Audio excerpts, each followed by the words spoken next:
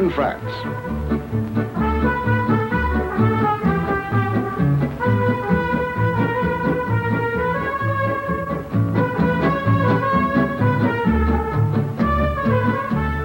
Boy, that's hot.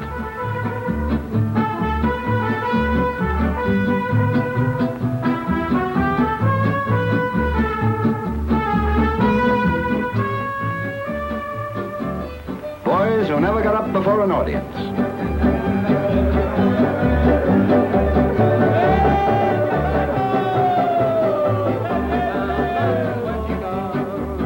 She'll be coming round the mountain when she comes. He'll be coming round the mountain. No, this isn't Phil Baker. Or Harry James. Or the Mills Brothers. But the big shots who buy the talent for radio aren't passing these bets up. When you've finished your bookings on this circuit, there'll be a radio audition waiting for you no matter when you get back. Yes, NBC, America's biggest network, is rolling down their red plush carpet. Radio takes its place with the other large industries who are going to give service men and women released from active duty an edge over the other fellow. A bona fide opportunity to show what you've got. And if you've got it, they'll buy it. Veterans and servicemen and women interested in radio careers are invited to apply for an NBC Welcome Home audition. Write to NBC Welcome Home Auditions, Rockefeller Center, New York. This is the National Broadcasting Company. WEAF, New York. Who knows, but there goes a second edition of the Andrews Sisters. Just get in line and file your application. There's no obstacle course to the inner sanctum at NBC. No decorating the waiting room or sitting at home for a phone call. Just a quick 1, 2, and you're in front of the top people. Ray Grimes of the 36th Division was one of the first men into North Africa. Honorably discharged, he's now digging in for a career. Any experience in show business, Mr. Grimes? Plenty. He laid them in the aisles in North Africa. That's good enough for NBC. But even if he hadn't faced an audience or had any experience, the offer still holds. Comes the big day.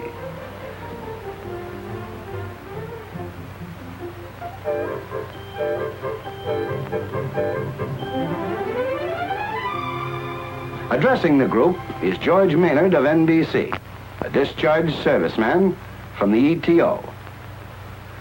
A little briefing before the squad takes to the air. Well, now we're going to listen to you on the microphone, and we're going to give you a fair and square hearing, a professional hearing that's going to bring out whatever you've got. We're going to try and get everything that you have to give, and NBC is going to follow up on you if you have the real material. Now, the first one on my list today is... Beyond the blue horizon waits a beautiful day. Goodbye to skies so stormy. Joys are waiting for me.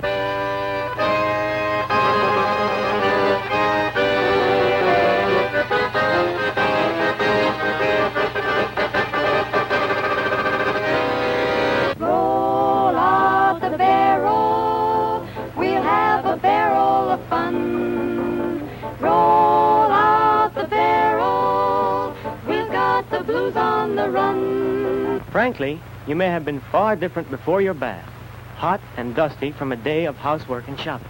But then you sink down into that tub. Pick up a cake of pure white beauty soap. Notice its delicate feminine fragrance, and you begin to feel daintier right then and there. You really enjoy your bath. It's a real pleasure after a busy day. Bring to me only with thine eyes, and I will pledge with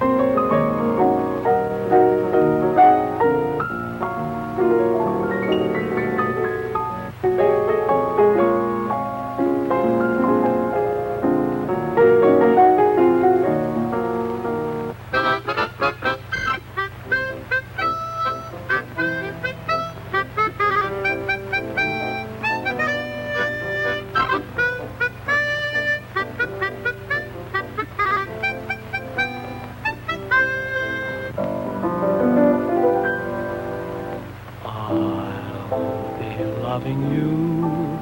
Yeah, that's too low. That's better. I'll be loving you always with the love that's true. Always when the things you plan need a helping hand, I will understand. Always, always. Days may not be fair. Always. That's when I'll be there. Always. Not for just an hour, not for just a day, not for just a year, but always.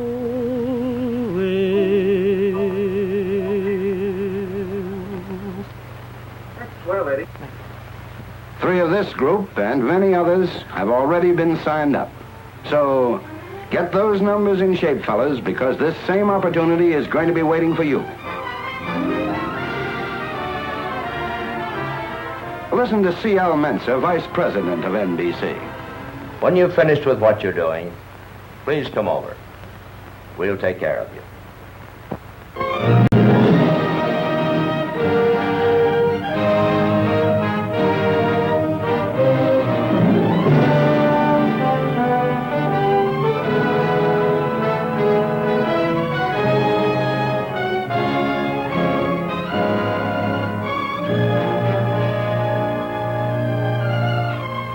This is one of the happiest days in the lives of these half-starved men marching along a road in the Philippines. They are ending 3 years of imprisonment in the Japanese stockade at Cabanatuan. Nearly all of them are veterans of our first Philippine campaign.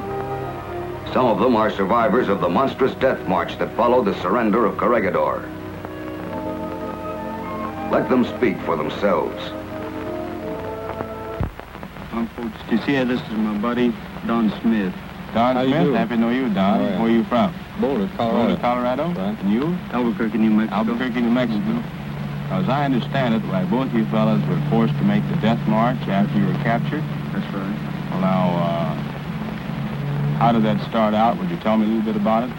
Well, after the surrender, we stayed in the sun for about a day and a half, and then we started marching to San Fernando. That was our goal.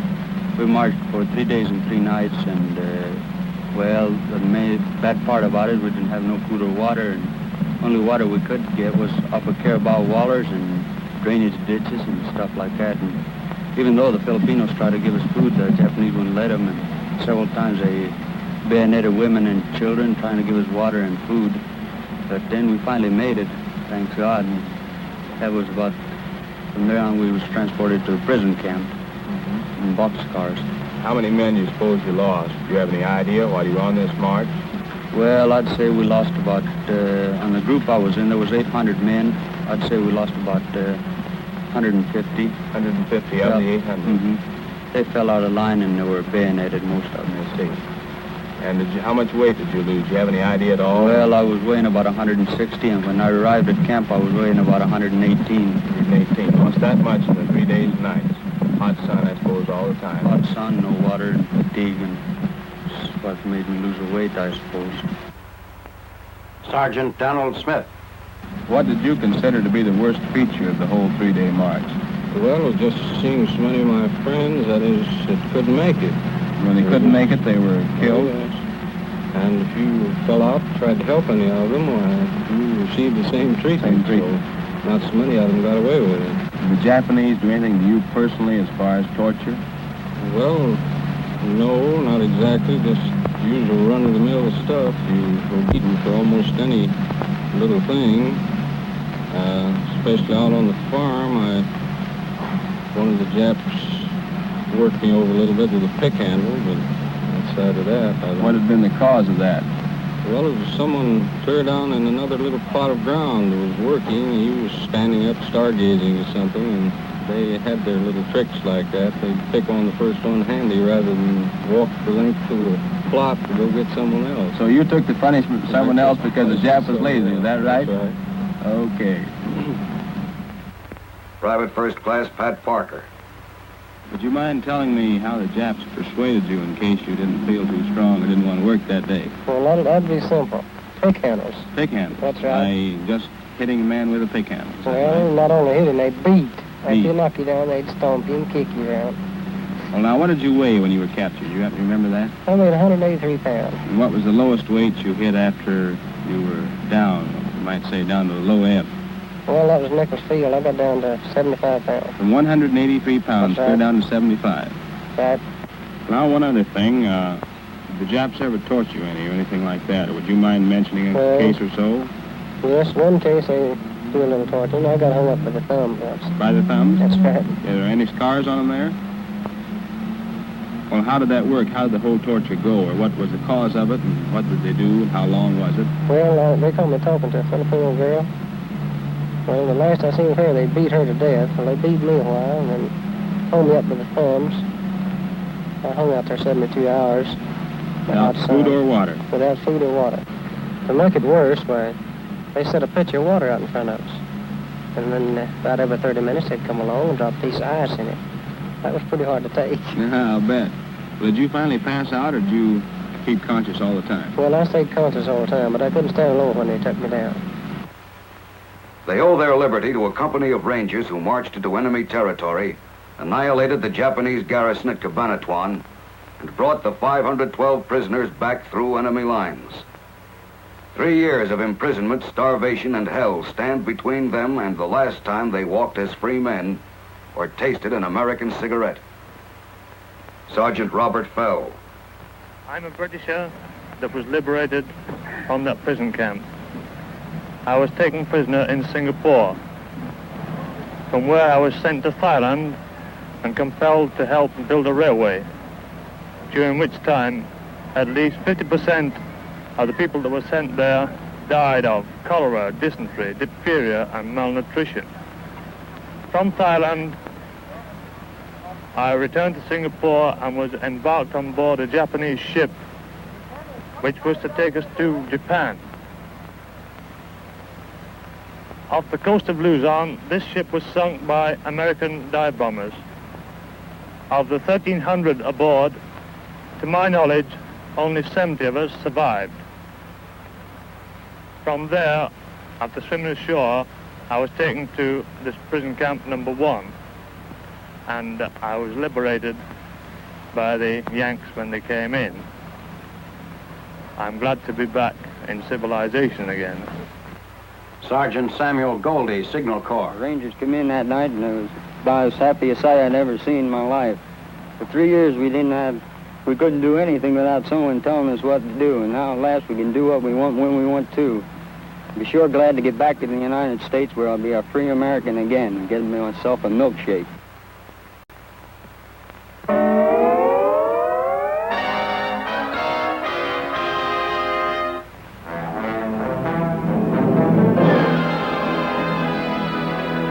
This is the story of an outcast, now a hunted wanderer over the face of the globe. She lived life to the full, and in her wake, she left a trail of broken men. Now a fugitive, battered and beaten, she spends her numbered days in a miserable hideout. You all know her name, Anopheles Annie, the malaria mosquito.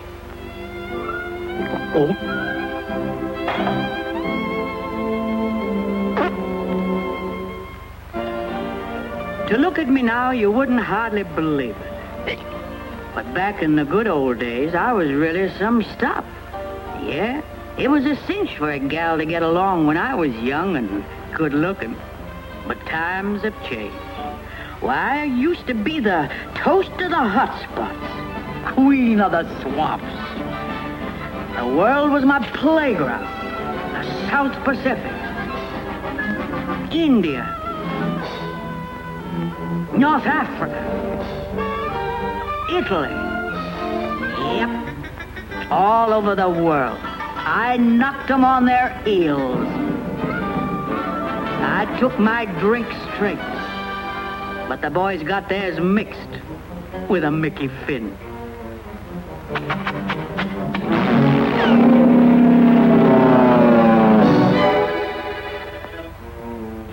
My percentages was going up when the big shots turned on the heat. It was the same old vice squad that made it hot for me down in Panama.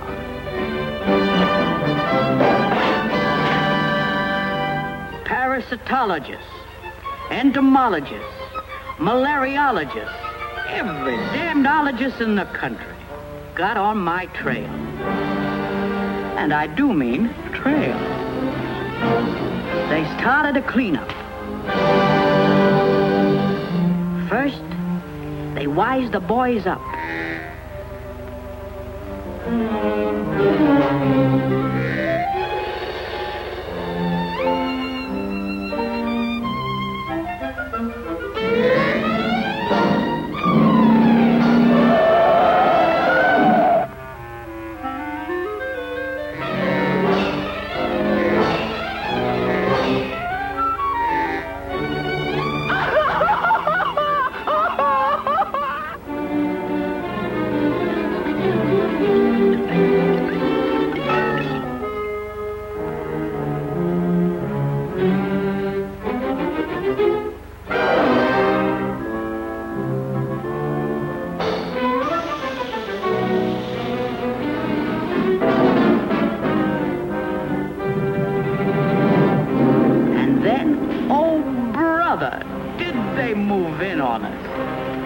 Smashed up our hangouts. They really poured it on with oil. They dusted us off with Paris green. They busted in all the joints from Burma to Bizerti. The racket's getting tougher.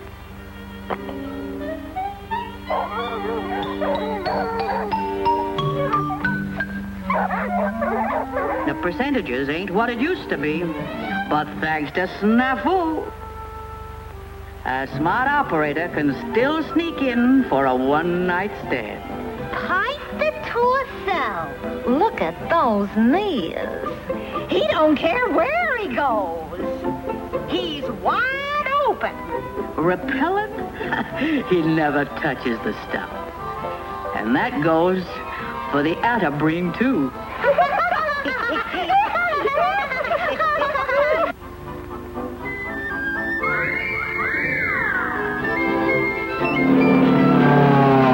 Well, dearie, as long as that guy's around, a little gal can still make an honest living. Oh.